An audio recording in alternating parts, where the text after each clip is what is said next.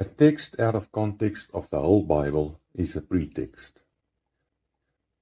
To ensure correct interpretation, the scriptures must be studied in the verse context, the passage context, the chapter context, the book context, the testament context, the culture context, the era or time context, and the historical context.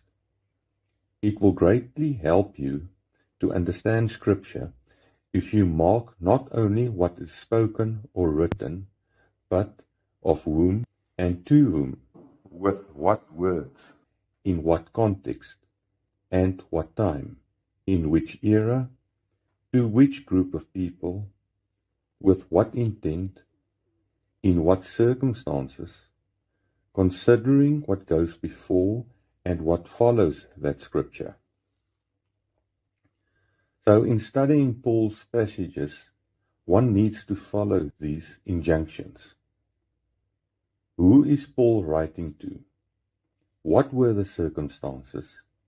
Who was being spoken to? What words does Paul use?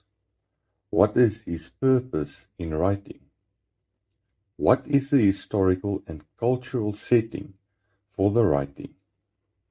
Is he answering questions written to him?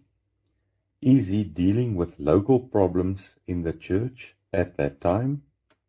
Are his words for all times or for the local setting in the culture of his time? These questions must be kept in mind as one interprets the so-called problem scriptures of Paul's days. It will provide a much-needed corrective to many centuries of Christian misunderstandings of the scriptures due to the lack of knowledge and understanding. Otherwise, you will never have a full and clear understanding of the scriptures or be able to interpret them correctly.